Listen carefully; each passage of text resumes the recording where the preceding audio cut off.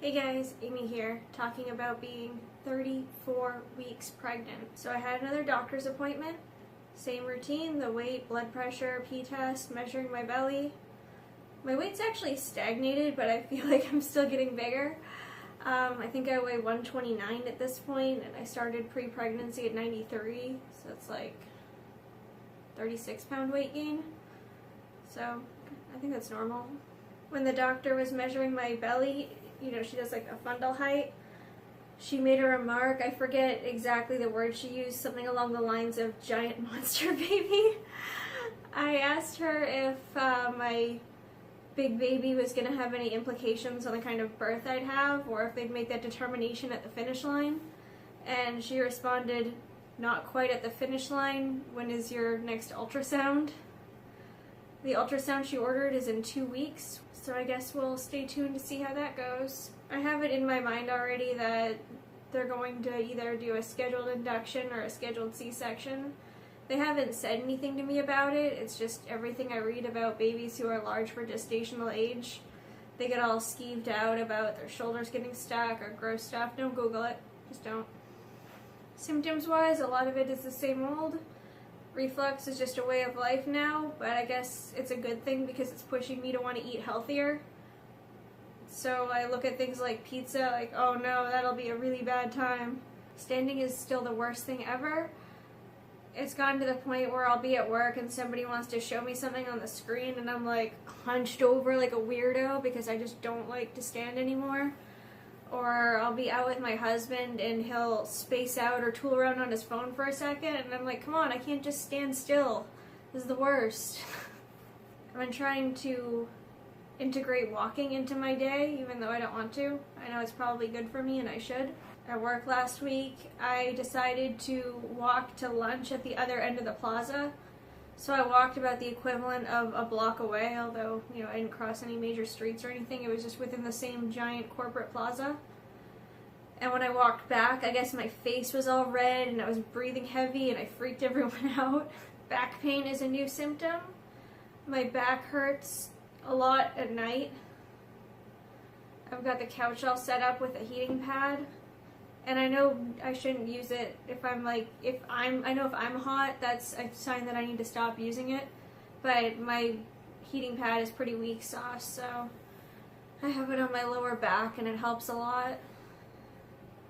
Baths don't help anymore because I'm too big for the tub. My entire belly is like above water level, so it doesn't really help. I've been growing out of some of my maternity clothes, which is alarming.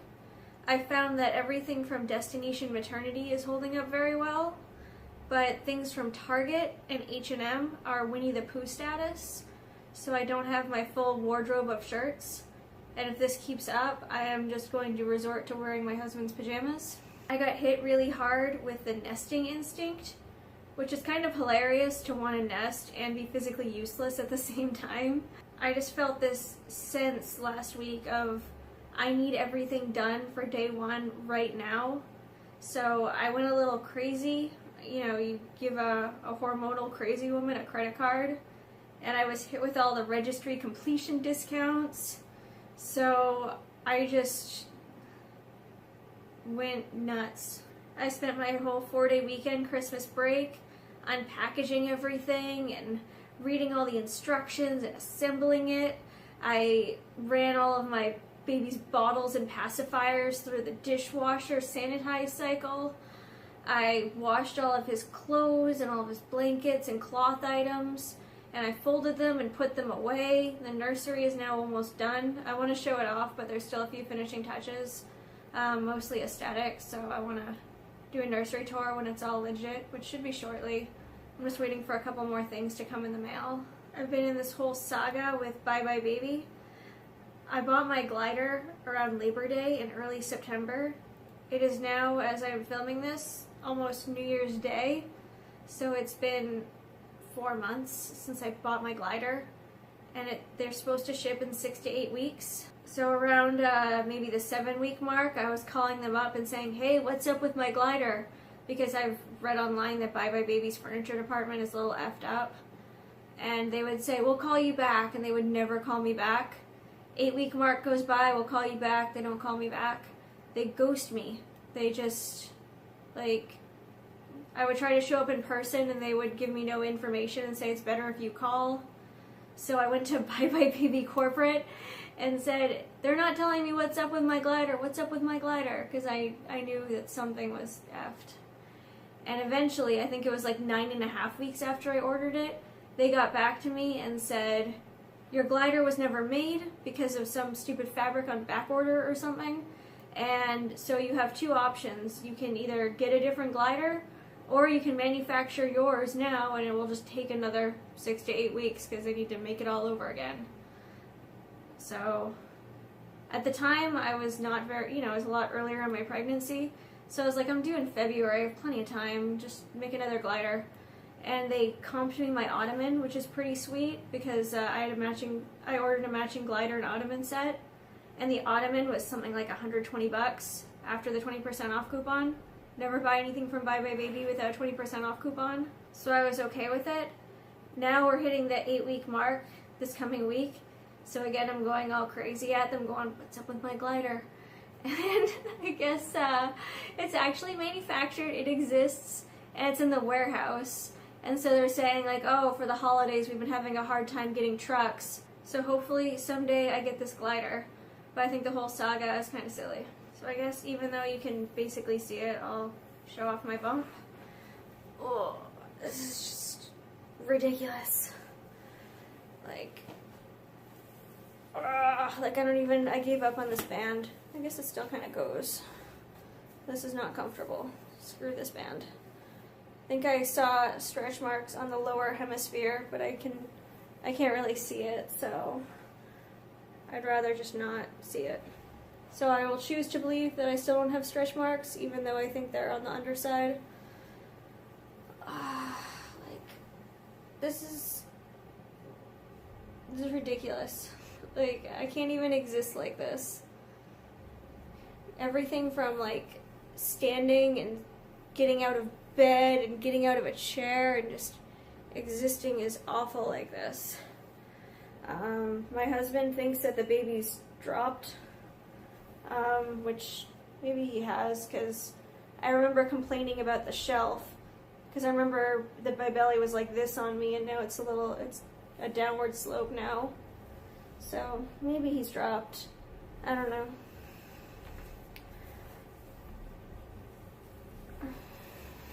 I don't think he's head down though. He seems to enjoy being transverse, which means horizontal. So I don't know. We'll stay tuned.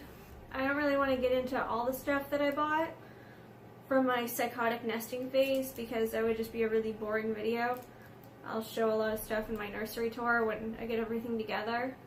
But just a few random uncommon items I wanted to highlight because I know when I watch these videos, I like to see like new things. I like to see something that's different, something that I haven't thought of. So just sharing my less common but potentially useful items.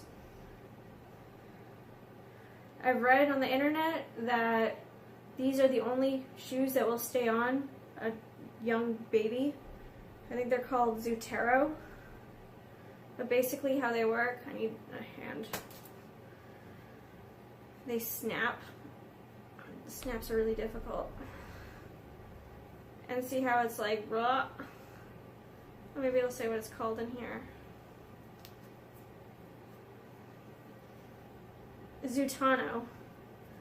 Yeah, so basically you put your baby's foot in it, and then the tongue goes down, and then you can snap them on.